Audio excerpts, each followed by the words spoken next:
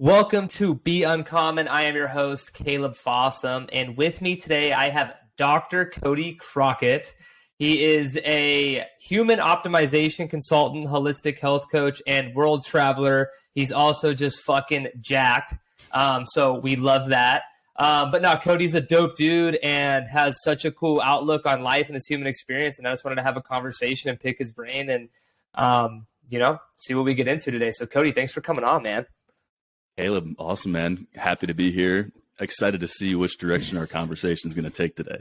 It's going to be Hell yeah. So I met Cody. We through a mutual friend of ours, a mentor I talk about quite a bit on here too, Matt Coman. We did an episode with Matt like a year and a half ago. But you guys are working together, which are just two great people, great minds working together. So that's awesome. But we met through that. You guys came out to Austin, Texas. I linked up with Matt, met you, and I was like, damn, this dude's dope. So really happy that we get to hop on here, man. Yeah, Kaleb, appreciate it, man. It was quite serendipitous. Just out of nowhere, we were in Austin for a conference and networking event, doing some work there. And all of a sudden, Matt says, hey, I'm going to have my buddy Kaleb show up. Mentioned this mysterious Kaleb guy, kind of a chameleon, tapped into multiple different things. And Kaleb shows up and it's like, yo, I really vibe with this dude right off the bat. And there's some really interesting topics. And I could tell that we could dive deep below the surface pretty quickly. So I picked up that with you real quick. And yeah, man, I know there's a lot that we're going to get into today. Oh yeah, we met and we went straight to the garage, started like having deep conversations and getting a pump in the garage before going to an event. So right up my alley. No, but so I love the human optimization, like just the title of that. It's something that I really resonate with. I'm definitely not a doctor, but I'm very into human optimization, just optimizing your life. So, I mean, could you just talk to me about what that entails? What is human optimization and what is a human optimization consultant? Yeah, awesome. Human optimization. So from a young age in my teens, I became obsessed with becoming the best that I could be. It began with sports and becoming the best athlete and becoming the best baseball pitcher, becoming the strongest, the fastest, and looking at, as an athlete, how can I optimize and become the best athlete that's possible for me? And so it led me down this path of always looking for ways that I can improve. What are the ways that I can push the limits, push the boundaries so that I can become uncomfortable, so that I can then pick up new knowledge, build myself up, and then as soon as I get there, realize that there's a whole nother level that I get to go. So on this journey of wanting to improve, wanting to grow, get better, realizing that once you get better, then you can see the next step. It's like getting to the top of the mountain, and then you can look back and you see that, all right, well, there's a whole mountain range behind these mountains here that we get to climb. So this journey of human optimization is truly a journey because it's never ending. It's all about improving what we can improve and focusing on the things that we can change and doing that in a way where we can take what can be changed and we can learn what these variables look like in their ideal conditions or their optimal conditions. So in regards to an athlete, what can we do to become the fastest athlete that we can become? What are the variables that we can do to make it so you can come off the blocks faster, that you can have endurance for longer? What are the ways that you can finish strong? And so looking at all of this human optimization from an athletic standpoint, and then once I was finished as an athlete, debatable whether or not that ever ends, but yeah, exactly. Seeing what are the ways in life that I can optimize my health, my relationships, my finances, the community that I share my world with. What are the ways that I can then grow and make a greater impact in the world? So looking at optimization in regards to, say, our lives and the way that we can improve our health, and that means health of mind, health of body, health of spirit, and emotions. And that's truly how I like to look at things is we have these 4 buckets. What are the ways that we can learn from our mistakes and we can have a vision for what optimal can look like?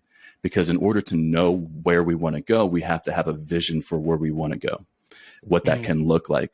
So we want to have a vision or an image, a crystal clear picture of what optimal looks like, so that then we can take the step-by-step actions to get there.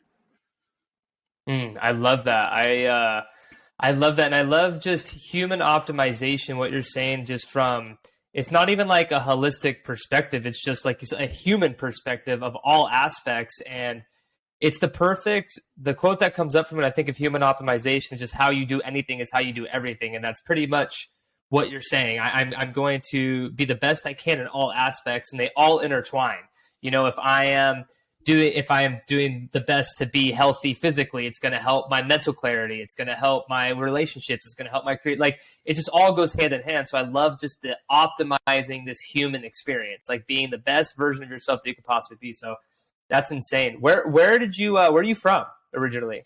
Yeah, I'm originally born and raised in a small town called Clyde, Ohio. I was born and raised Ohio there. Boy. Ohio boy. Yep, that's right. So from there, I went to high school, grade school, university at the University of Findlay, got my doctorate in physical therapy, degrees in strength and conditioning, health sciences, psychology. And from there, just to give you a little history, after college, university, I went off and did a traveling physical therapy gig for about 4 or 5 years through the Southwest, Texas, Colorado, New Mexico, and ultimately then made the move to come to Alaska 4 years ago. And that's where I've been the last 4 years, is up here in Alaska, soaking up these natural elements. I know you're really tapped into nature and the elements. And yeah, we got a high dose of it up here. And at this point, it's tough to imagine leaving this place. So Alaska is my home as of now, but yeah, born and raised in Ohio, and then a lot of travels in between that got me up here. Dude, Alaska, that's the second time Alaska's got brought up in my day-to-day. But dude, I've always wanted to go to Alaska. Like, what did you ever think that you'd live in Alaska? No idea. No, it wasn't until I lived in Texas for a while, down by Houston, a town called Beaumont. And when I was in Beaumont, I was getting a lot of attention with the last name Crockett. Everyone's like, oh, David Crockett, are you related to David Crockett? So he's very popular down there. And so everything came back to David Crockett was the king of the wild frontier. And from there, I had these ideas of, okay, well, I'm in Texas. That's the biggest state. Love Texas. But what's next? What haven't I seen? What's something that's extraordinary that I could go to this different world that is this new place for me to go? And that's where I stumbled upon Alaska. And now we have Alaska as the final frontier. So coming up here and just getting a high dose of the elements, nature, the wildlife. They say that everything's bigger in Texas. Well, Texas is about half the size of Alaska. So yeah, it's pretty big up here. I love that, dude. What do you do out there for, as far, like, I know you're traveling, you do you're very outdoorsy. I know you're like always hiking and doing stuff. Like, what are you doing out in Alaska that you're tapped into all the nature and natural elements?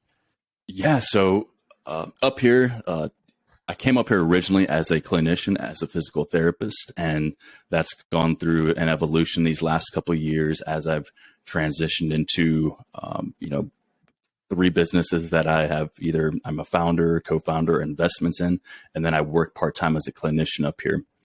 And so that's my, the business side of the career aspect side of things. We could dive into that if we want, but in regards to the nature stuff, the stuff that I'm truly spiritually passionate about is I love backpacking, hiking, hunting, a little bit of ice climbing, skiing, snowboarding. Up here, opportunities are endless to get outside. Literally 15 minutes up the road here, I can be in a place that looks like Patagonia, like you're in the middle of nowhere. And in this area, we have different climates from, we have the Chugach Mountains here, which is more alpine tundra area. Just 30 minutes south, we get into the rainforest and we get like girdwood. We get more of the, mushrooms, rainforest feels. And then further up north, about 2-3 hours from here, we get into the interior climate, where it's more plains, wildfires. It's a completely different climate there. So we have these different climates, and in each of these climates, you may have glaciers in one climate. And so we could go to the glacier. You can do glacier hikes. You can climb the glaciers. You can also do, say, there's flight tours. There's, I mean, even hunting. There's places that you can hunt here that are really easily accessible. But a lot of times we have bears, moose coming into town. So it's so wild that the moose up here are like squirrels. You're going to drive down the road and you may see a moose on the left. Another mile, you're going to see a moose on the right. So it's truly, the options are endless for getting outside up here. And summertime like this, a lot of my day is spent hiking, running, fishing. Hunting season's coming up here soon, so I've been training for a caribou and a moose hunt coming up here. Ooh, so okay. It's pretty crazy. Opening day is actually today up north for caribou, and it's still in the 80s up there. 80s, oh, wow. Lots of mosquitoes. So I'm going to wait here a little bit. But yeah, this time of the year, we're transitioning from summer season. There's still a lot of fishing, but then getting more into the hunting. And that's really what I'm excited to do this season. What do you think, like, why is it so important to stay tapped in with nature and do these things that you're doing? And, you know, whether just why do you do it? Why do you tap in? Why do you go hunting? Why do you go, you know, ice climbing? What is the benefits that you get out of it? Great question. So throughout my life, I've had a very close relationship with nature. I was very fortunate in the way that I grew up with my family owning some golf courses, that I was very involved with working there and working outside, working in nature, cutting down trees, digging irrigation holes, and really working with the land. So I got to spend a lot of my childhood outdoors, learning how to do things, be mechanical. And so along the way, I saw that I felt best when I was outside. And when I left college and I then went as a traveling physical therapist, I looked for locations that had mountains, and I began in Colorado. And as soon as I moved to Colorado, I realized that, wow, this is here the whole time. Like, this nature is always here, and that I feel so good here. I can mountain bike. I can get outside and hike. I can work out outside instead of being in the gym and, you know, having great workouts in the gym, feeling great. I love going to the gym, but when I can get outside and move my body, it's like an amplifier to working out. And we could dive into why that is in the elements. And what I've found in all the different areas that I've worked, the different populations I've worked with, is the people that are tuned in to the elements are way healthier. They have a different mindset. Their bodies move differently. Their bodies look differently. Their attitude is completely different. And the people that are disconnected from nature, they tend to be more overweight. They're eating poorly processed foods. They don't get sunlight. Their sleep is shit. So I saw pretty quickly that there's this huge chasm and this divide between the people that are connected with nature and disconnected with nature. And that's why essentially that drove me to create my business, Primal Prescriptions, Primal RX for short, because I was able to see that there's this power of nature. And when people can maintain that connection with nature and really tap into their true human nature, that's where they can really unleash their potential and heal their mind, their body, their emotions, and live a life at the highest level. And so there's no way around it. You can't just avoid nature and think you can do everything else, because if you're missing the core essence of where you came from and your roots as a human being, you're missing out. So I've really felt this on a personal level. I've also seen this in my clients that I've worked with, the patients that I've worked with, and it's really evident in my Native American populations that I've worked with. Native Americans, Native Alaskans, they still have rituals. They have initiations for manhood. They have all of these celebrations that happen outside. And it's those people that have those roots still in nature, that still have that connection, that live life more positively, and they have a greater sense of well-being. So yeah, nature plays a big role in my life, and it's something that I'm passionate about sharing with other people to help them see the power that nature can help them with as well. Dude, that's amazing because, personally, I was not raised, outdoorsy at all. Like it was all just sports. You're outdoors, but like I didn't camp. I didn't do like anything with my hands. And then like my girlfriend, she's from Hawaii, and her dad is like so handy and like does all these things, and he's chopping stuff up and he's cooking food, he's fishing, like, so it's cool. And I've always loved like the kids that I met, throughout sports that would do all that stuff because it is different. And then once you learn about nature and getting outside and doing these things, and it's like a new world for me, I kind of had to force myself into it, but the benefits. And then I love the word primal, like being primal, our primal state of being. Like you said, we were born naked out here in the fucking floating rock in the middle of eternity, that we came from the start. Like, we're part of this. Like you said, this is the origin of where we came from. We are one with it. And I would love to dive more into Primal RX, Primal Prescription, about what does that all entail? What does being primal mean to you? Like, what does that mean for somebody to live a primal lifestyle? Yeah, great question. I love the primal word too. I'm a little biased, but yeah, the word primal and just what it means to, primal being primordial. It's like the prime essence of where we come from. And I like to look at primal, or this aspect of being primal, in regards to the four elements.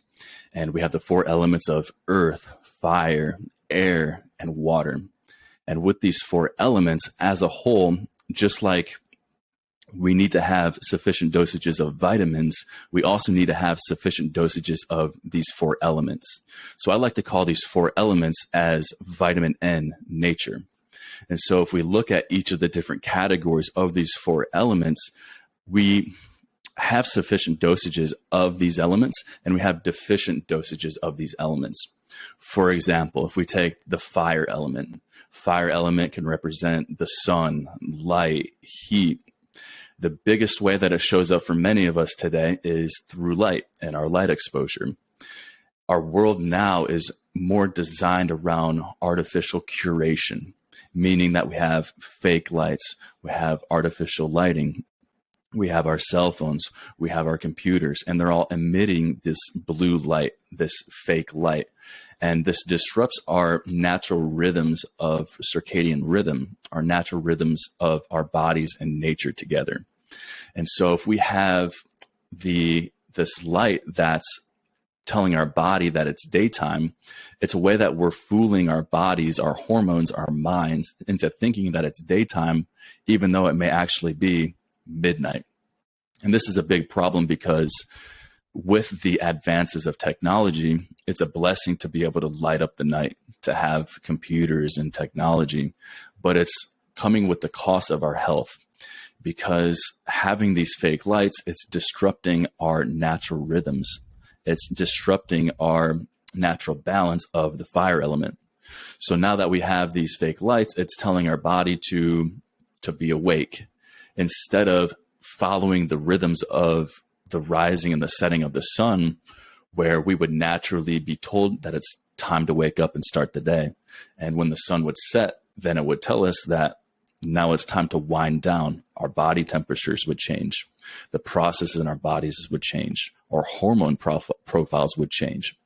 And so we would have this relationship with nature where the fire element would tell us when to wake up, when to sleep, when to eat. And now that we have the artificial light, that's disrupting our connection with the fire element. And many of us lack that sufficient dose of the fire element to keep our body functioning well, feeling well, and ultimately performing at the highest level. So I bring this all full circle. The elements are very important because, like we said, the elements are the building blocks of what we're made out of. That's our roots, where we come from. And if we think that we can disconnect from our roots and survive on our own, that's just not going to work. So you want to look at these four elements and what a sufficient dose would look like, and then find ways that for each of one of your listeners so that they can then dial in what a sufficient dose would look like. I love that. I love that you brought the four elements into it, because I mean, I didn't even, like think about, obviously, like me personally, I'm starting to dive down this lifestyle of being more primal. I think I've kind of naturally like gravitated towards it, but like these last probably I'd say 2 years, I like really have been trying to dive into this lifestyle. And I never thought about breaking it up for elements as far as you actually like receiving, your benefits from each element, because it makes so much sense. That's a holistic, perspective on it. I see you have infrared back there, don't you? Like, so you have infrared all up in your house? I do. Yeah. I got the red light therapy light strips all around the house. Yeah. Yeah. Great for circadian rhythm and keeping yourself synced up. 100%. And, I mean, I love that you were touching on this. Like you said, it's two sides of the same coin. It's a double-edged sword. As much as we're growing and all this technological breakthrough and all these things, it's making life easier, quote unquote. But like you said, in the long run, it's at the cost of our health, like you said. And I think in a lot of other cultures in other countries, you travel, so I'm sure is that they prioritize health. They prioritize well-being over work, over wealth, like over money, like over these things that I feel like we out here are prioritizing. We're always busy. We're busy being busy. Like, we're not taking the time to connect and do the things. So I'd love to hear more about, you talked about being out in Alaska and working with different groups of people, and they still have their rituals. I'd love to I am very fascinated with tribal groups. And I honestly think that's where we're going to start heading backwards. I think we're going to start going tribal. I think that's where the communities are heading. I think that's where the world's heading. I think it's going to start going tribal.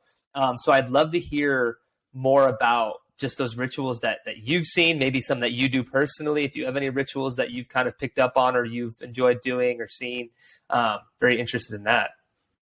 Yeah, it's really interesting to look at tribal living and some of the civilizations that were around before us, and then also the tribal living civilizations that are still around today. The biggest thing that I've noticed with some of these native communities is they maintain these rituals around hunting. They have, say, in the Southwest, I know New Mexico, there was the deer dance, and they would have a deer dance where there would be a dance, and then they would go out and they would hunt. And I'm leaving a lot of details out and probably butchering half the story, but just the point being that they have rituals around different seasons. Just like we have the season of fall, and there's Halloween, there's autumn. They have rituals around the seasons as well. And a lot of their seasons are tied, or a lot of their rituals are tied to the seasons, but also to hunting. And an interesting perspective of, say, where we're missing rituals today is in the world of when young men today enter manhood. There used to be rituals. There would be an initiation where in these communities, these tribes, they would remove the young man from the mother. And at that point in the man's life, the young boy's life, he would be pulled away in this dramatic situation where he would then be thrust into this group of the men in the tribe. And the men in the tribe would then lead the boy out on this journey of doing his first hunt. And that was the first time where the young boy then got to surround himself with the men, with the elders, who would then guide them down this initiation of getting his first kill, his first hunt. And then after the hunt is complete, they all celebrate. The boy goes back into the tribe where they have the men and the women together. And now the women, the females of the tribe, now have a greater level of respect for that boy. They now perceive that young boy as now a man because he's gone through the initiation, so he can now be a man. And that's something that we're missing today. And that's, I think, a big problem and why we see so many young men today are lost. They don't have examples of role models. We have so many Peter Pans and so many of these young boys that are in these men's bodies, but they're still playing video games. They're still, looking at porn, living immature lives, dependent on their parents. They're doing these things that a boy would do, even though they're in the body of a man. So seeing that there's this huge disconnect in this initiation from boyhood to manhood. And that's something that we're missing today, that a lot of these tribes continue to have. And I think that's something that really tapping into that in this world of being more primal.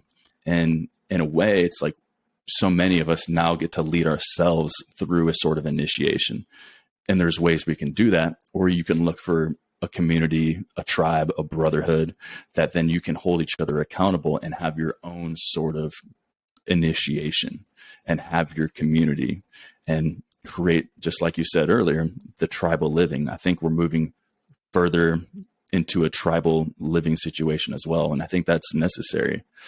So yeah, there's a lot of rituals. I think the biggest one that comes up for me was the men's ritual and the hunting ritual. Mm-hmm. And if we can bring more of that into modern day, I think that's where, I mean, I know from experience, because I've done the work, done some deep inner work to initiate myself through rituals, and also be in a community of men where we're in a group of 12 men and we had a ritual over a half a week long period.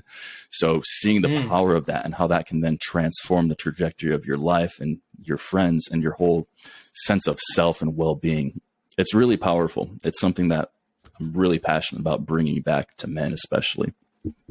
No,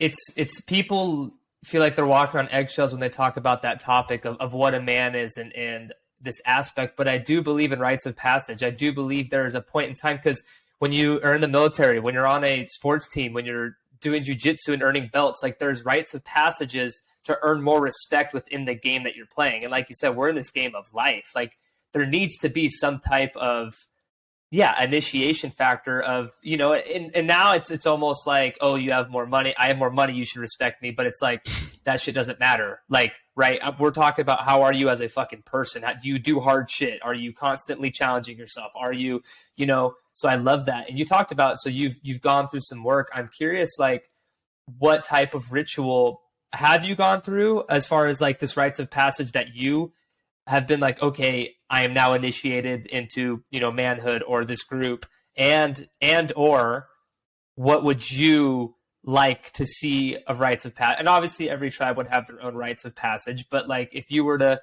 have one for a tribe that what type of rites of passage would you kind of have? Yeah.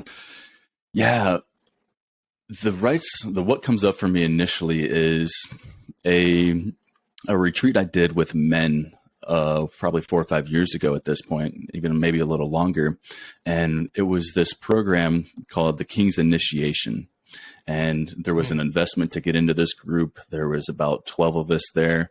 And it was a 12-week long program that we did where we would meet weekly and we would have information that we would review, lectures, we would have assignments, books we would read, like The Way of the Superior Man, also the 3 agreements, the 4 agreements, right? 4 agreements, all good. The 4 agreements, and reading these books, and then we would come and we would meet every week for 12 weeks. At the end of that 12-week period, we all went off to Colorado, and we had a wilderness lodge, a very beautiful place tucked in the mountains up north of Boulder. And we all were there. And within that period of time, we disconnected from technology. We all gave our phones in. We all were very present, and we had a schedule that we went through. There was a journey that we went through over this, say, 3-day period. And it all began with just getting very clear on why we were there and with where we were in our current situation of life, and also getting clear on what the optimal version of us would look like. What would the kingly version of Cody look like? And so I got to be very clear on what this version of me would look like. And then from there, we had journal prompts, we had exercises we'd go to, we had small group sharing, then we would come back to the group. And so we did this period of work over a couple of days where we did the journaling, we did the work of just getting clear on what's important to us. But then we also had the symbolism of, say, a king putting on his crown. And for example, we had bandanas. And so we were given this bandana, and when it was time for us to then step into that space, there was a line that we crossed. And as soon as we crossed that line, we would put on the crown, the bandana, and then we would take on a new name. And so it was very ritualistic where we're stepping over the line, you're receiving this symbolic crown, you're declaring who you are in this new way. And from there, doing that work over a couple periods of days, and it turned into, there was physical competitions. We jumped in an alpine lake together. We were doing boxing together, holding each other accountable at a very high level. And it created a space where we could become vulnerable with each other's, with our brothers, and to be able to share things, be vulnerable, get feedback, and get support. And that was really powerful, because when you get support by others that see you in a way where you can be vulnerable, then you can receive such powerful feedback. And when you can take that and integrate that, you can truly shift your life. And so doing that, and then to bring that all to a close, we finished the whole King's Initiation retreat with a closing ceremony of, say, 3, 4, 5 hours, where it was very sacred space that we had set up. And there was a chair at the front of the room, and one by one, we were called to go up to the chair and to claim our throne as the king. And so we were there to sit in the throne, to state who we are, to state what we believe, and this person that we get to be going forward. So it was a very powerful experience, and something that really made it sacred was the intention behind it all. And intentions are very important with so many things, but to show up in a space where we all had a similar intention and to be on a similar wavelength with a similar purpose, we could all come together to keep each other accountable, support each other, and then to come out on the other side going through this initiation all together, where we can all look back years ago and say, wow, this was a point in my life that completely catalyzed the trajectory of where I was then and where I am today. So the initiations can be very powerful. And, I've done smaller initiations along the way over the last several years, but just looking at initiations and seeing how we can use micro initiations, but also taking leaps at these greater initiations can be so powerful for us, especially young men. That was, first of all, sounded really badass. Like, that is something that I think a lot of people are starting to finally tap into. Like, there's a group out here in Austin, Texas called Empowered Brotherhood. Some great, holistic coaches, relationship coaches, like a bunch of guys team up and they lead these workouts on Thursdays, and we have like a men's circle on Tuesdays where we could open them. And it's a very small investment, but like something like you did, a big investment to go do something like that is incredible. And holding yourselves accountable and always being relentlessly curious, learning. There's lectures involved, and there is a process to this. And I think initiation, all it is, and I think, like you said, there's this lack of purpose, lack of clarity that I struggle with as well as a young man, trying to figure out, like, what the fuck, because I feel like the world is going this direction, but my primal instincts are pulling me back this other way that I'm like, fuck, like, I want to go towards that stuff. And I think what the initiation is, it's just the shedding of old characters and being able to fully step into the new character moving forward, like you said, as the king. And that's very, very powerful, because in life we have to shed constantly. We constantly shed old characters, step into new characters, new roles in our life. And I think that was so powerful. So thank you for sharing. That was awesome. Yeah, my pleasure. And you nailed it on the head. It's one, shedding the old character, and then two, embodying this new character. In order for us to embody what this new version is, we have to have clarity on what that looks like. So just getting as clear as you possibly can on who this version of you is that you want to become. That way you can start to take on the character, the qualities, the behaviors that this person does. Because if you don't have that clarity, if you don't have an image of what that looks like, it's very difficult to show up in that way. You have to know what that looks like to be able to show up that way. Is there anything, because that's something that, I definitely have a picture of the person I want to constantly be and the person I want to, but as far as getting really clear on that I think that's something that a lot of people struggle with is that actual clarity part of it. Like, you want to be a better version, but like, what does that look like? What does that mean? What are the qualities? Is there, are there specific things that you've done or routines that you do to help you kind of gain that clarity and, kind of really put that into a picture for you and really make it clear exactly the qualities and exactly what you want to be? Yeah, great question.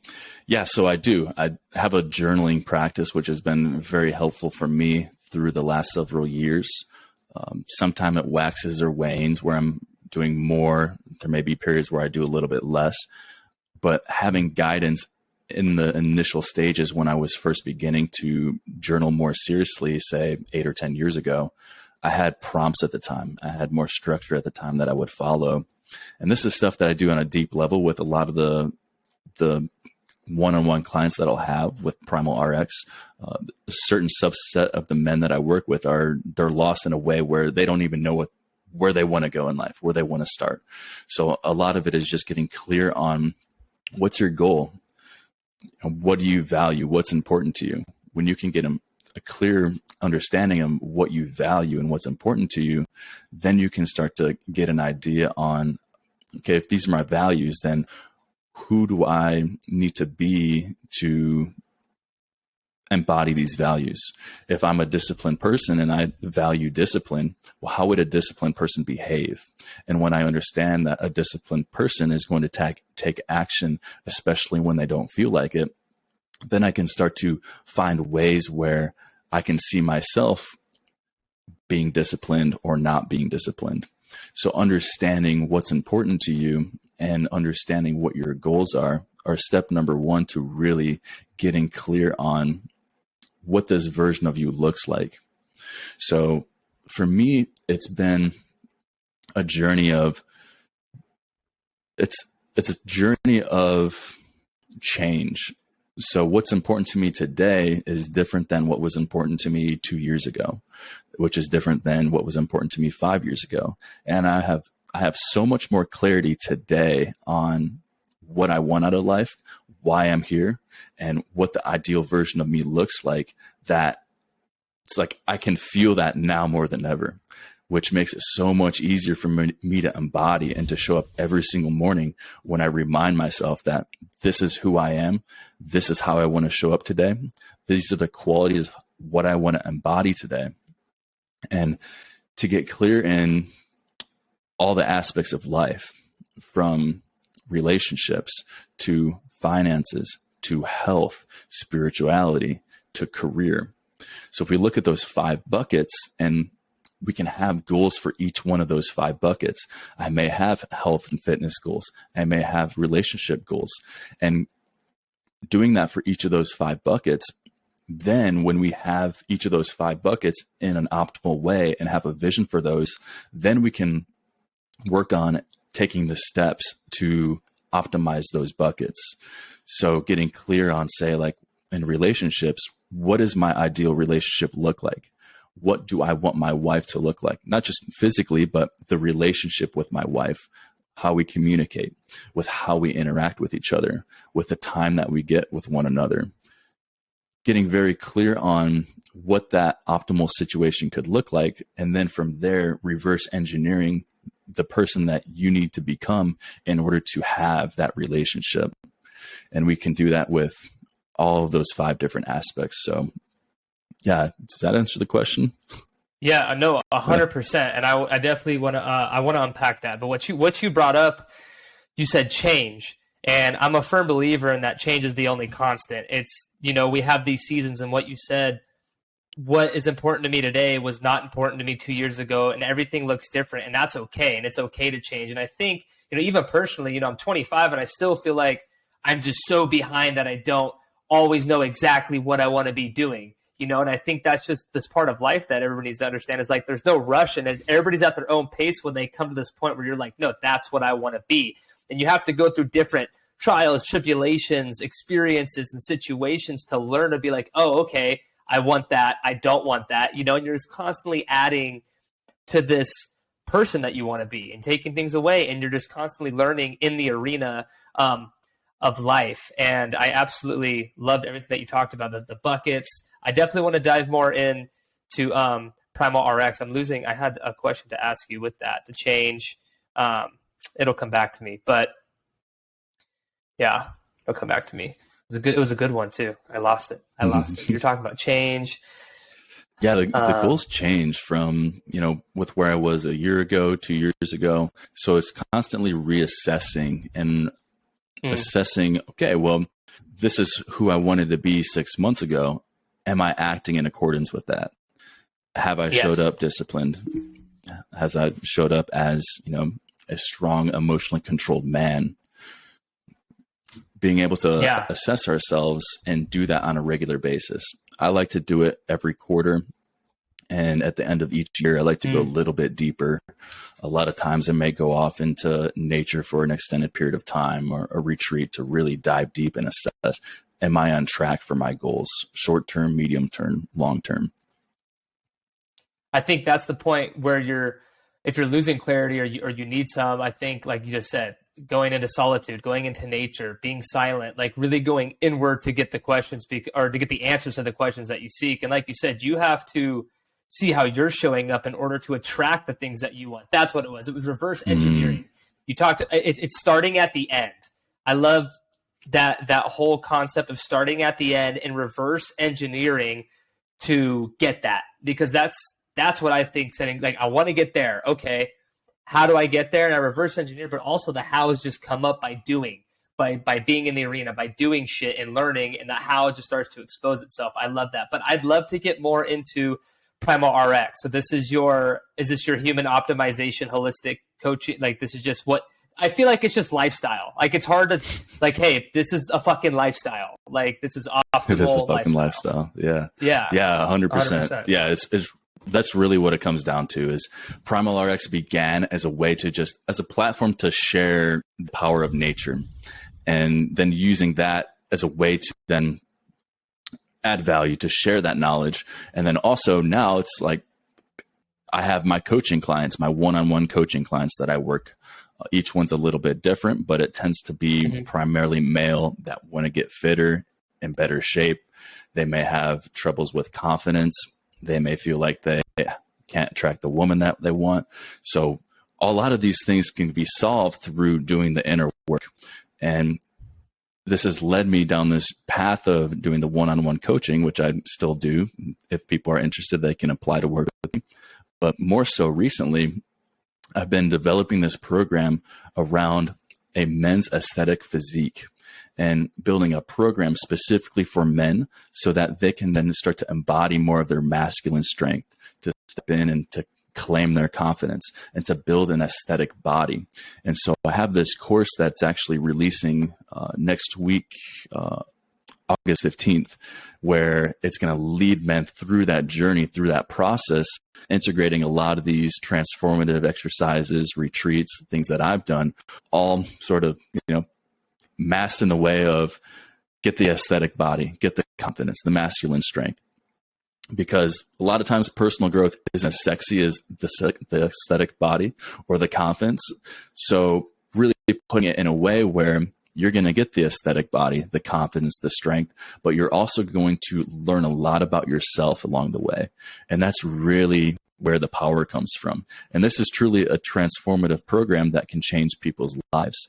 And so really packaging a lot of this information into a course that can help men on a greater level, because I'm only one person.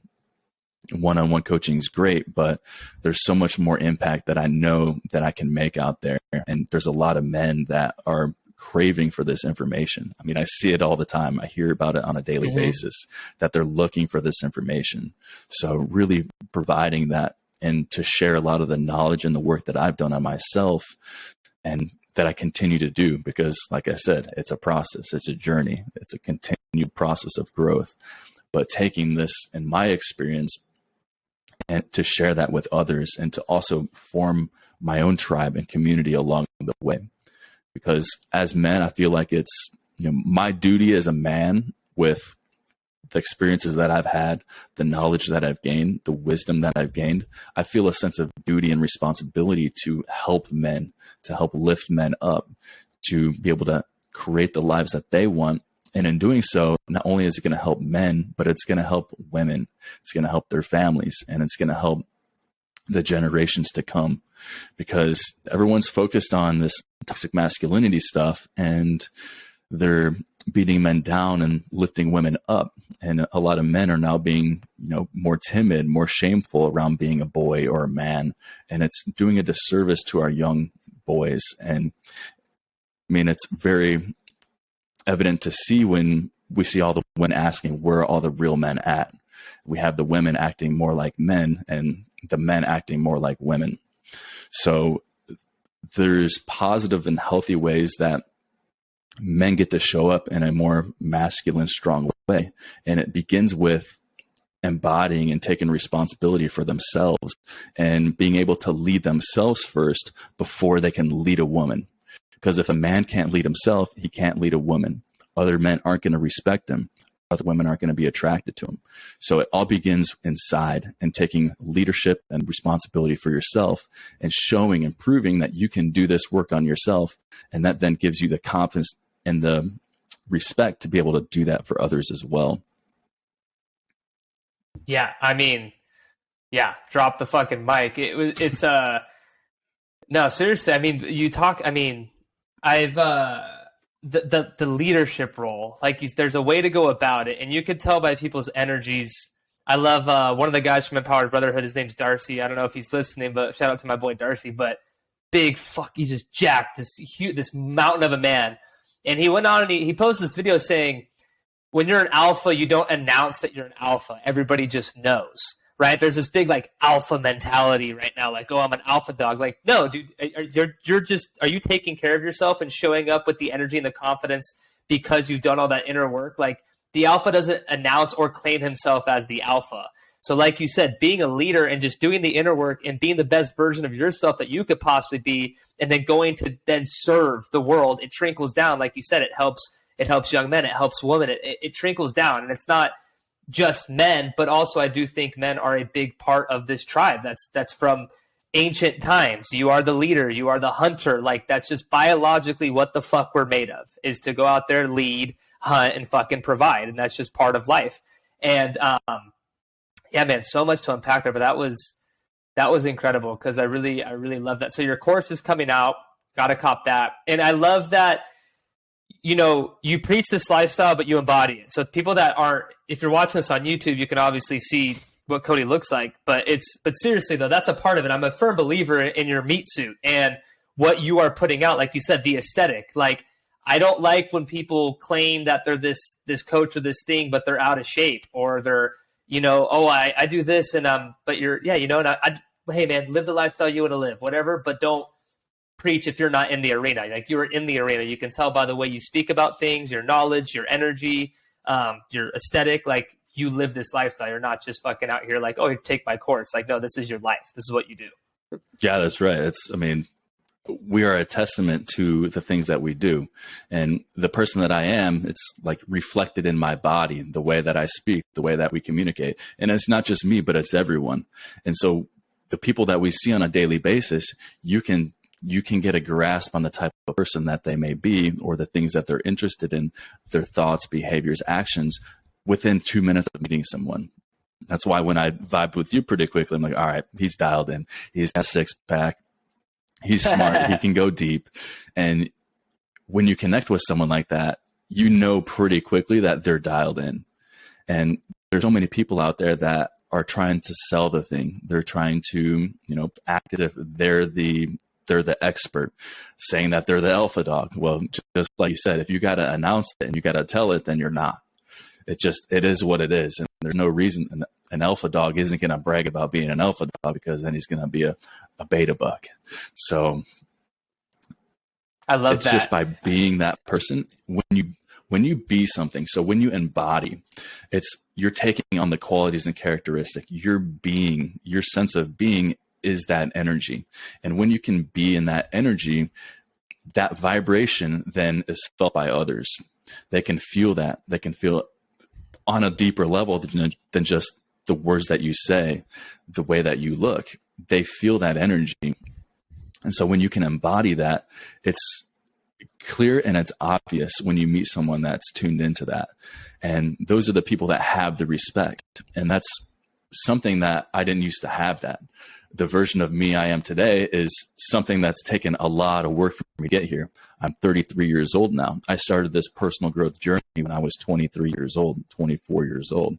And this is like a day after day doing the work, putting in the time, the reps, the effort, doing the uncomfortable challenges, overcoming the obstacles, being willing to fail. And shit, I've failed multiple times in multiple things. And those are the times that I've learned the most. And I wouldn't be where I am today. But just having the courage to get uncomfortable, to have the courage to change. So many people are afraid to change because they're in their box, they're in their friends. They don't want to upset their partner. They don't want to upset their family. They're afraid of what their friends and their family are going to think. And so there's all this pushback to prevent people from changing. And it's been fortunate for me in my journey, as I've moved across the country 5 different times, that I haven't had to carry a lot of that with me. I've been able to reinvent myself and to show up in a new way without others trying to keep me with where they felt comfortable. Because when other people see you growing, it's going to make certain people uncomfortable, and they're going to want to pull you back because their reference of what they thought was normal and acceptable has now changed. Because if you see me getting out of my comfort zone, creating new opportunities in life, living on the edge, that makes some people uncomfortable because their idea of who they thought I am and what they think is possible is now ripped wide open. So I've lost friends because of it, but I've also made new amazing friends because of it. And so just having that courage to change and being willing to step into the discomfort, accept the discomfort, that's where you're going to find the peace on the other side. It's going up that stage, those levels of consciousness where you can go from courage to acceptance to peace, raise your vibe up. And this stuff isn't just hokey pokey stuff. This is stuff we can actually measure vibe now. Being able to move up the ladder, that's when a lot of that stuff from the past is going to fall away. You can shed the skin of the version of you previously, and you can continue to move forward towards that version that you want to be. And the more that you can show up and be in that energy, the more that you're being in that energy. And one day you're just going to decide that, all right, I guess I am now. I've done this so many times and I've shown up in this way day after day that, yeah, I guess I am after all. It's like we're constantly trying to chase the thing, and one day I'm going to be this person. One day I'm going to achieve this. One day I'll be at this place, when it's a process of doing the thing day after day. And then one day you're just going to decide that, oh, fine. Okay. I guess I am. Like, then you get to be. I love that. Yeah. I love that. That's the compound effect. And there's a lot of things that came up for me, man, when you were talking. And the first one was like, yeah, this whole alpha mentality, right? And that's something that you talked about, having an energy. When you walk into the room, you feel it. People just feel it. You exert it. It's who you are, and it's authenticity. And the only way to get it is to go inward. You can't buy it. You can't fake it. It's real work that you have to do internally, and to put yourself in tough situations to grow and to use fear as your compass. And then I loved how you talked about, when you're losing friends or you're going through this process of shedding these old characters, and people still have this idea of you, these expectations. It's the limit theory of, and people placing their insecurities, projections, and expectations onto you.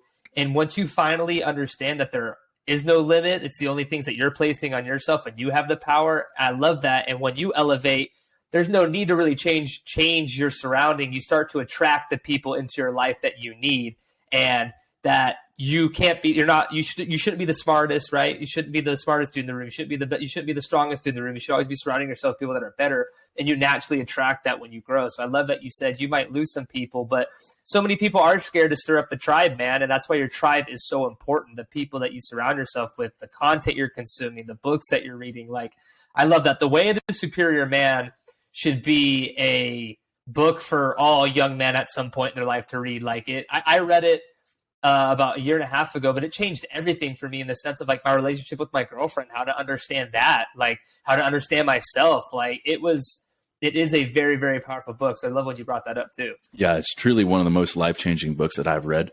Actually, from time to time, usually every 6 months or so, I'll listen to the audiobook again, or just pick certain chapters, go through certain sections of it, because it's stuff that, every day, it's a process of continuing to do this day after day. Because if I do this now and I get myself to a point where I'm really happy now, but then I stop doing the things that are aligned with that person I want to be, then I can fall off. I can fall back. And so it's a process of doing the thing continually, staying on the journey, embracing the process, because you could stop and you could fall backwards. It's just a matter of, are you going to stay down when you fall off, or are you going to be able to pick yourself back up? There's times when we're going to fall off, and a testament to how well you can get back up and how fast you can get back on the horse. That's people that are successful. The people that are most successful are the ones that fall off continually, but they can get up so fast that they don't even think about it. They just get back on the horse and they keep going back to the process. They stay on the journey. They fall off, they get up, boom, next day they're back on it. See it all the time with people and their diets.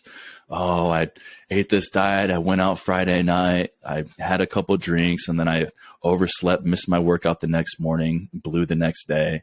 And then all of a sudden, that's the time at which they fell off. And then they never get back on.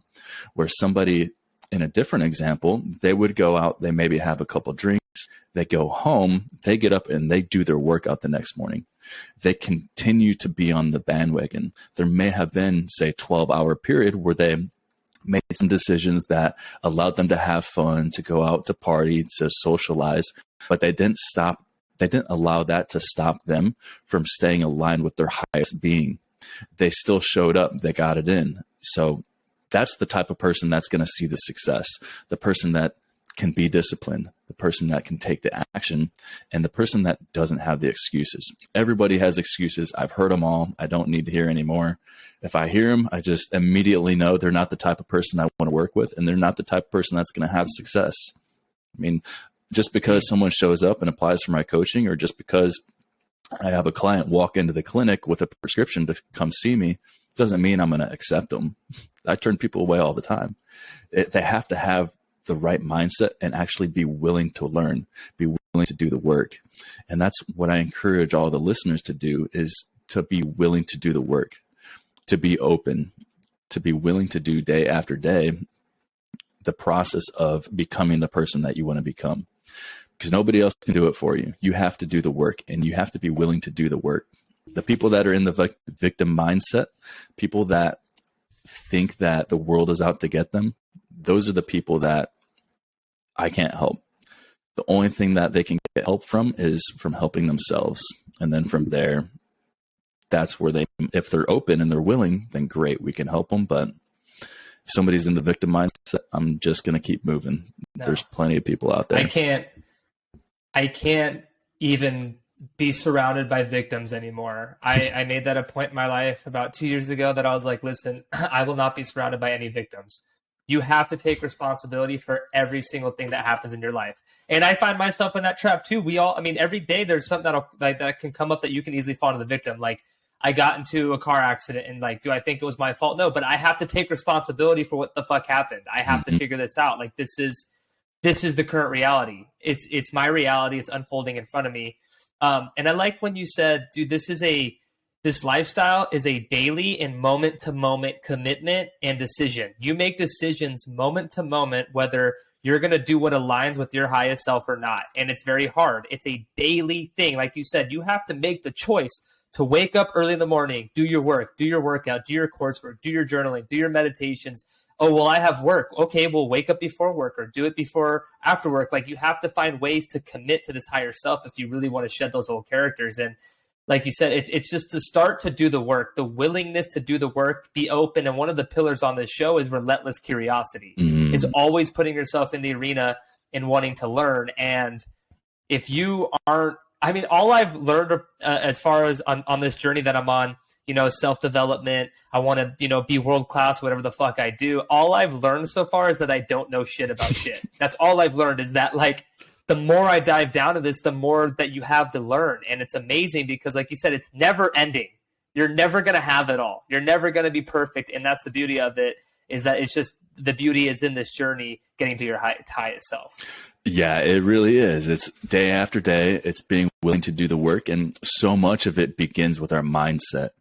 And that's truly step one, is awareness. So if we can at least have awareness, or if someone can admit or have awareness that they have these, say, victim mindset tendencies, or these thought patterns of, say, negativity, as soon as you have awareness, then you can start to you can catch when you're in those loops of thought. Awareness is number one.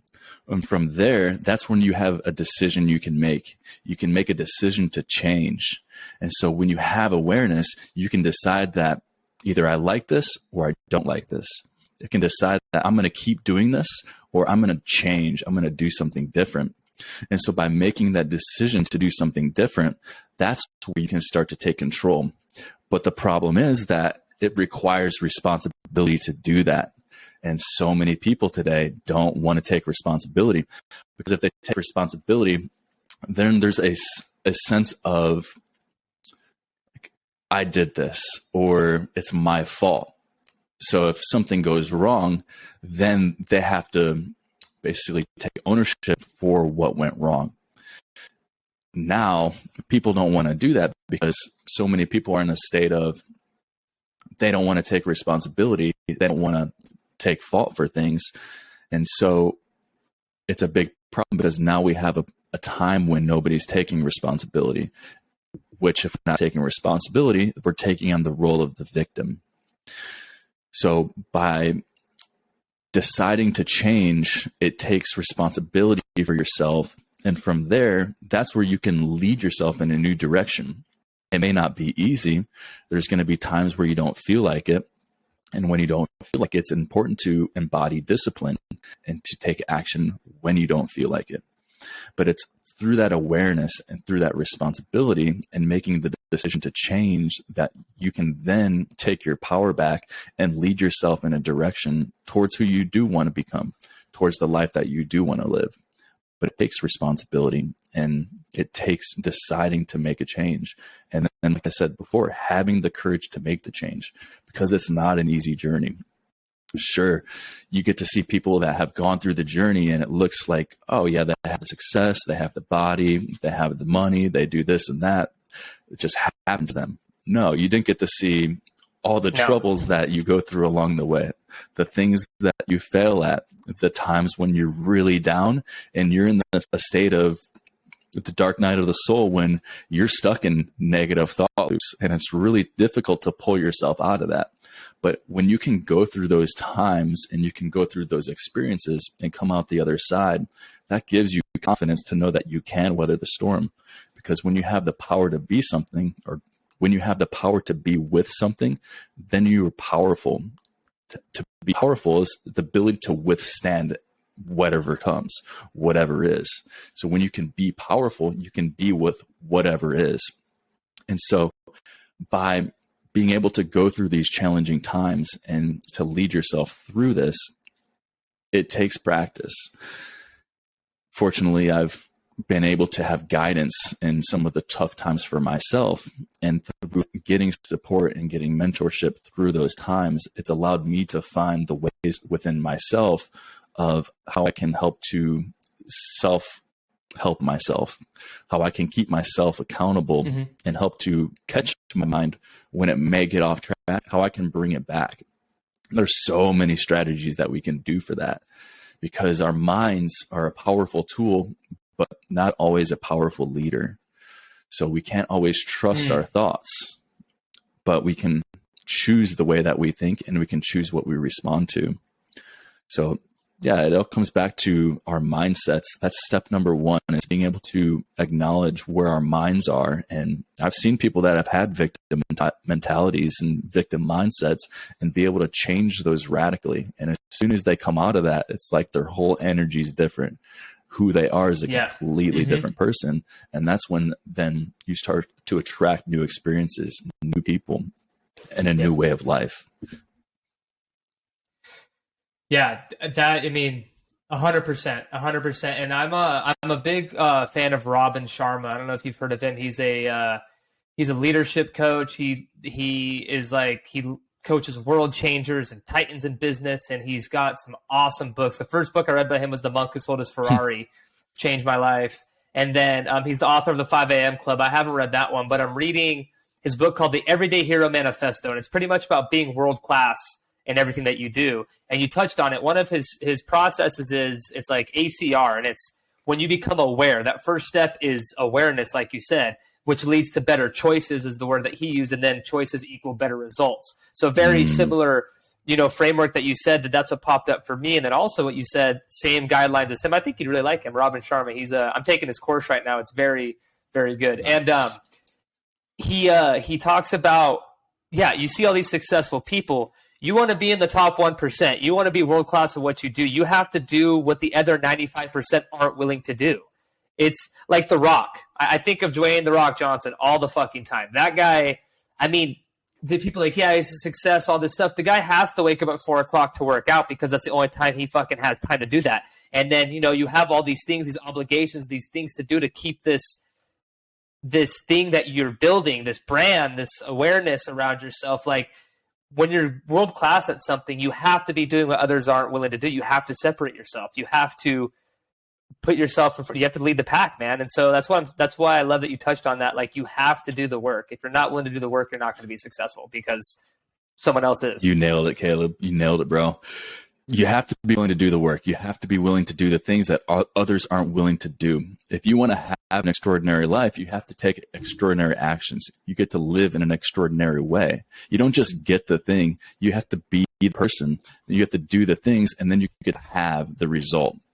So becoming extraordinary or optimizing your life, it takes being that person first. You have to be in alignment with what it is in order to have that life, to have that sort of lifestyle.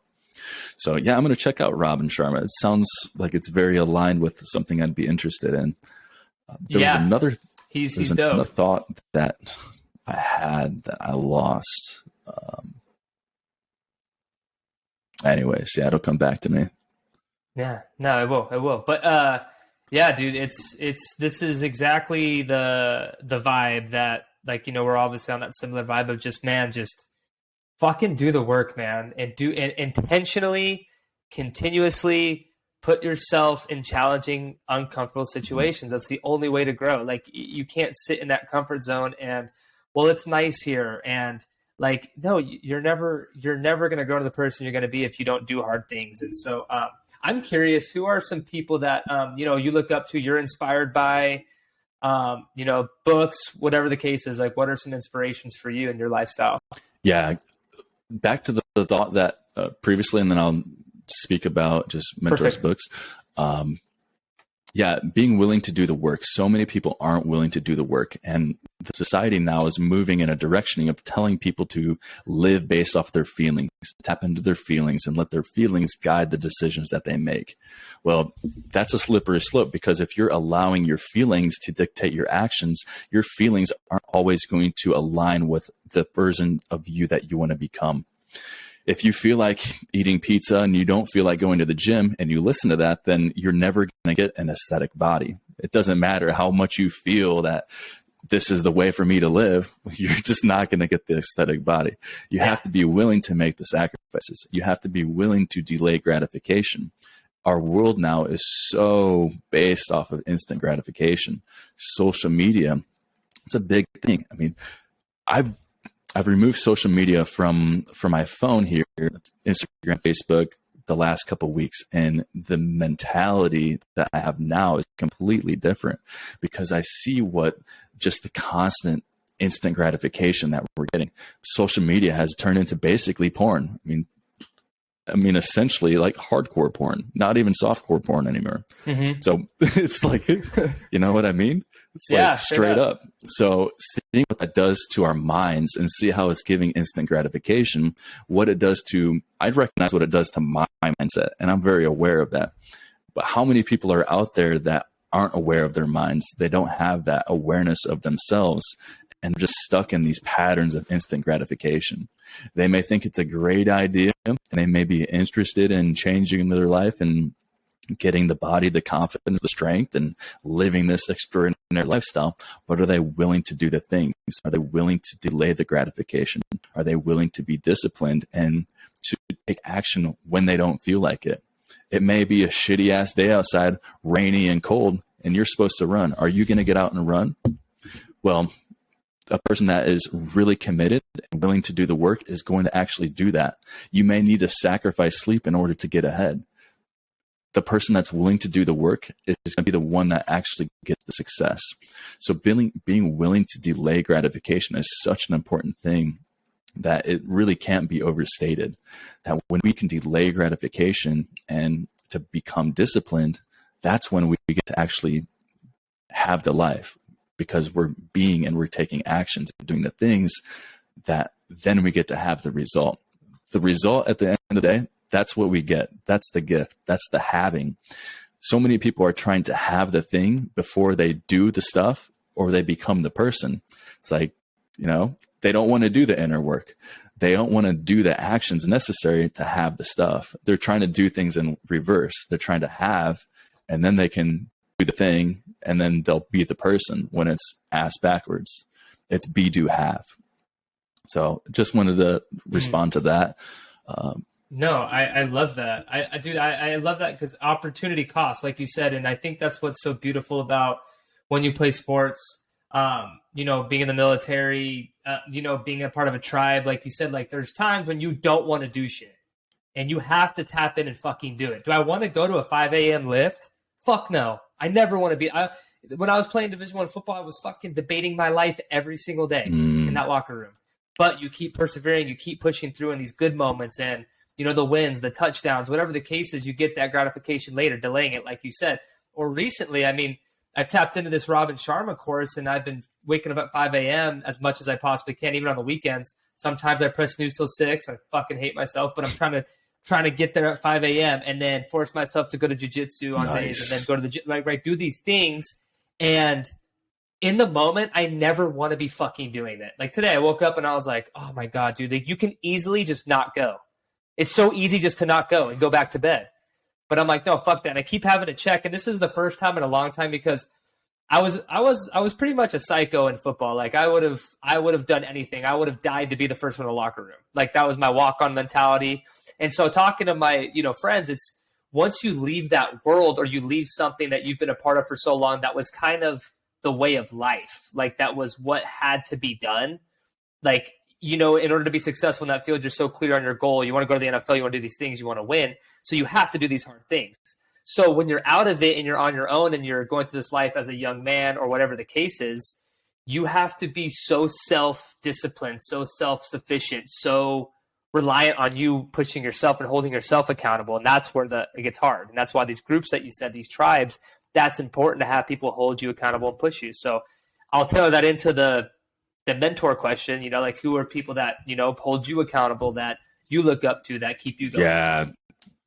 So yeah, and on the aspect of sports, we have that accountability at the time, and we're in a tribe at the time where we're doing the things where we get support and there's pressure. You know, I heard Andrew Tate recently has been pretty popular, and he made a comment that I really liked.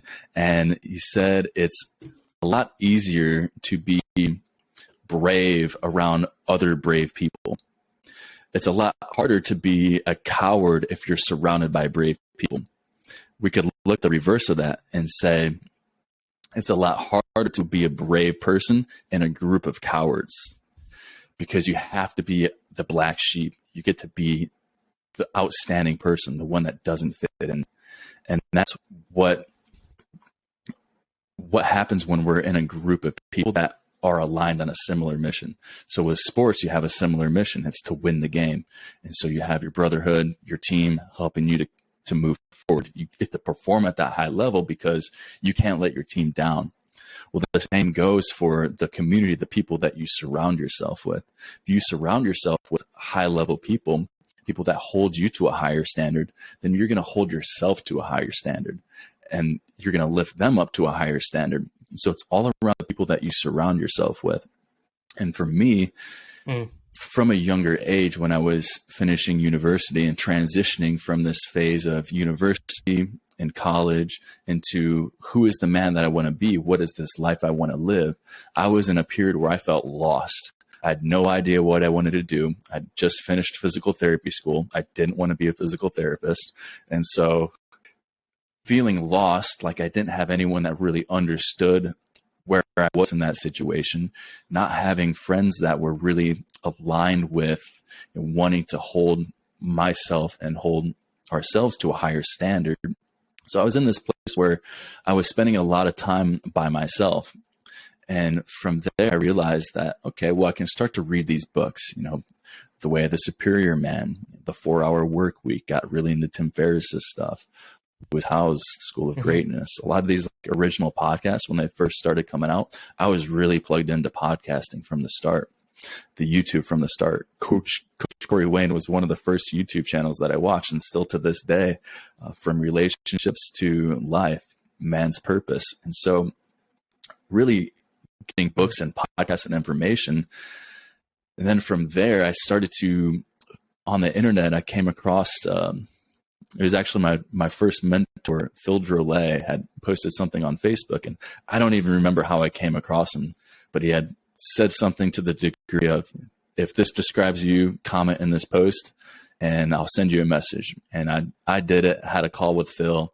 I was in a position at the time where I didn't really have much money to make an investment into personal growth or this mastermind, this tribe.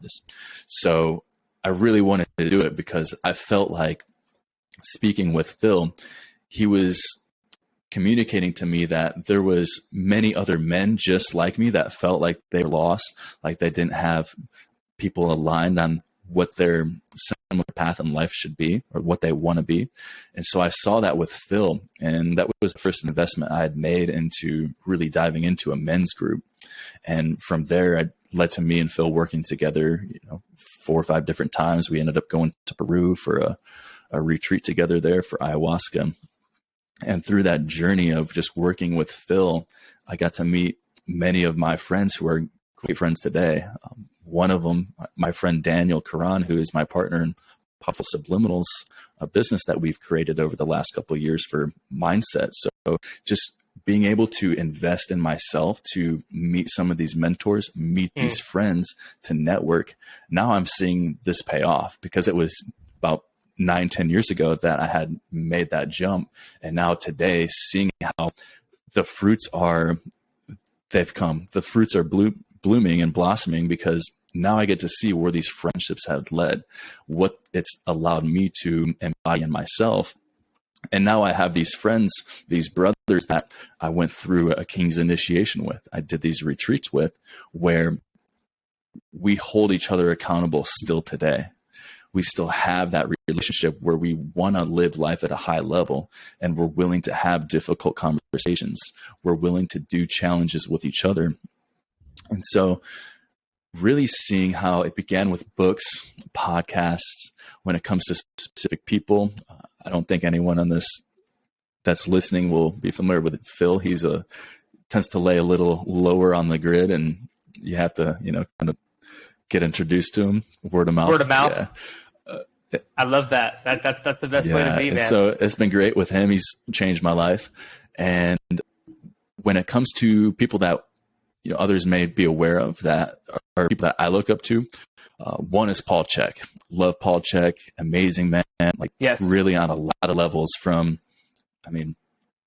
all levels, literally all levels on Earth and other planes as well. Other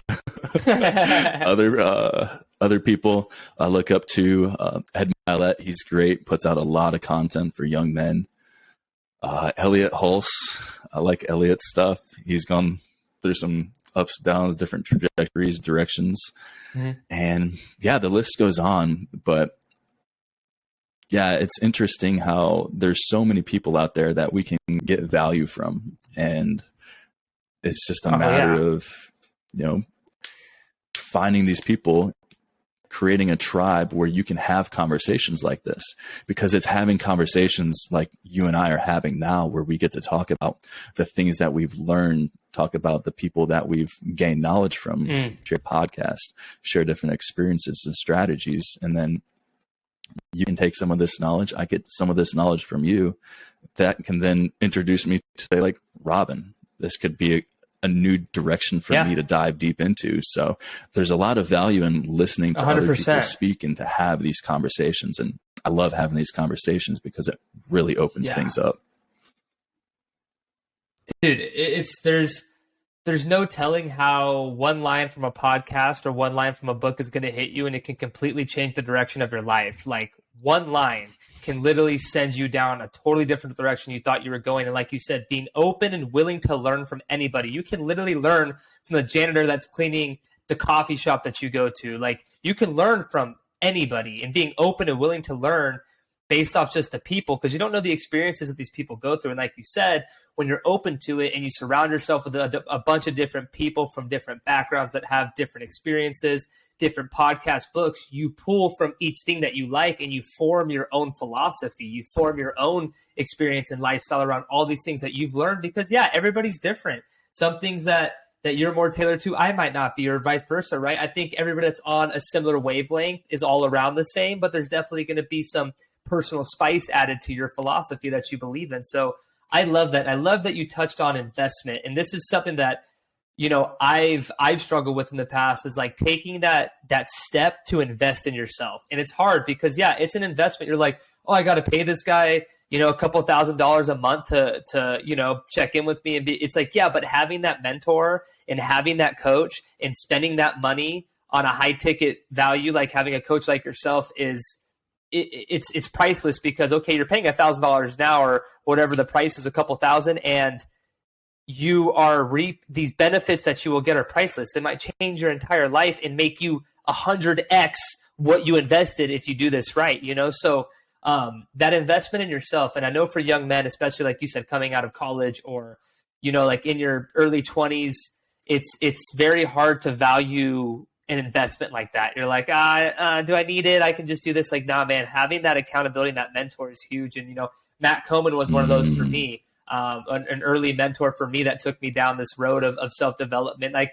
I was leaning towards something like this. I didn't know exactly what it was. And then I joined Togethership, where Matt was at, and it completely changed everything. So it's all coming full circle. And it's amazing that, you're touching on all these points that I've talked with Matt about and that we're on. So it's really cool. But I'd like to plug you up, man. So we have Primal Prescription, Primal RX.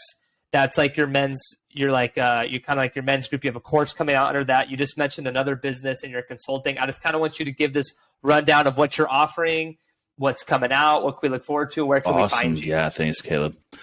First off, Primal RX, you can find my men's aesthetic physique program coming out Monday. This is August 15th. It'll be opening up. So if you're interested in that, you can find that at primalrx.com. Right now, you can get my free Peak Physique Playbook by going to that website, primalrx.com, put in your email, get the Peak Physique Playbook. Then you'll get notified when the men's aesthetic program comes out. If you're looking for coaching, you can find coaching there as well. It's a good place. Link up with me at cody@primalrx.com. As for the business Powerful Subliminals, that's a business that we create self-help subliminal audios, meditations, and primers to help reprogram the subconscious mind. So a lot of our subconscious mind dictates our thoughts and our reality. So when we can reprogram how we think on a subconscious level, that can change the way that we think consciously, the way that we feel, and the way that we show up in life. So our subliminal audios include anything from nature sounds. We have binaural beats, and then each one of our subliminal audio includes a detailed script of positive affirmations. The affirmations in the script depend on what the actual script is designed to do. but it's all self-help subliminal audios. If you're interested in that, you can find more info at powerfulsubliminals.com. We also have a iOS app and an Android app that you can download. If you go to your app store, search Powerful Subliminals, it'll be one or two that the first ones that pop up. The logo is a blue lion with headphones and hypnotic eyes. So you can recognize it that way. Yeah, it's pretty dope. I use it more than anyone, to be honest. I'm probably using the audios more than anyone else, but it's dramatically changed my life. I used subliminal audios 6, 7, 8 years ago, saw huge benefit. And through that, me and my good friend Daniel Karan decided that we would then create our own subliminal audio company. Because of how obsessed with self-help, personal growth that we are, we know we have a lot to offer there. So Powerful Subliminals, you can find out more with that. And then the other main project is, we didn't get to touch on this. This will be something that maybe on a different podcast, we can bring more of the team, is our corporate wellness business, OPTI Well-being. And that's a project that we have going on. It's our corporate wellness business offering healthier solutions in the workplace to improve culture, well-being, and engagement. So that's another conversation that we could go into. But Matt Coman, he's part 2 for sure. And Matt's on team with that. Matt's an amazing guy, just a remarkable dude. So you guys have a great team at OPTI. That's when I met you guys, obviously. I met you and then the rest of the team, already knowing Matt. But, you guys have such an incredible business that you're starting with that. And it's very important. And we'll talk about, obviously, we're going to have a part 2. It's inevitable. And I'm going to do a part 2. I'm manifesting and working towards having a fucking studio set up and flying, my guests out and doing it big, man. That's the goal here. That's what I want to do for these part 2s. That's why it's going to be cool seeing the come up with all this. But no, OPTI Well-being, it's needed, man. Like transforming corporate America and your workplace and just places that need it, like to be healthy, man. It's not healthy sitting at your fucking desk all day, curled up at your fucking screen, and having healthy alternatives and implementing all these things that you've talked about throughout this whole podcast. And I am personally going to download that ebook after this, and I'm going to look at the powerful subliminals. And I'm going to tap into all that stuff because I am a believer of what you're pushing and obviously just what you're presenting, man. You embody it all. So it's real life shit, and I've obviously met you in person. I felt the energy. So it's a no brainer for me. So anybody listening, I just really encourage this could be your first step into changing your life. You know what I mean? If you take, Cody's courses or whatever the case, if you want to work with him one-on-one, that'd be awesome too. But just take that first step into investing in yourself and it will pay off tremendously. Yeah, brother. But, man, this was a powerful podcast. I appreciate everything you said. It's a true honor and it's a pleasure connecting with you. There's a lot of value here. And just like you said, in regards to the personal growth, it's like I was doing personal growth before I called it personal growth, before I realized it was personal growth. Mm-hmm. Just like you said with your journey with Matt, realizing that there's something greater that you're destined for. There's something more that you're looking to get out of life. That's exactly how I felt. As soon as I learned that, like people call it personal growth, self-help, development, I'm like, oh shit. All right. Well, maybe I'm going to call it something else because it's not sexy. It's almost like, it's like I was embarrassed to even talk about it, where now it's like, I don't give a fuck. Like my life is radically changed and it's so much better. And I live life just radically honest. And so being able to just take actions moving forward, maybe it's personal growth for you. Maybe you call it something different, but it's a journey of becoming optimized day after day, again and again. And so it's a beautiful thing to come on your podcast, to have you come on and share this time with you, this amazing conversation. And yeah, brother, I really appreciate you having me on. Dude, again, likewise, there's definitely going to be a part 2, but yeah, thanks for taking the time, man. I really appreciate it. And I know our listeners will as well. So until next time.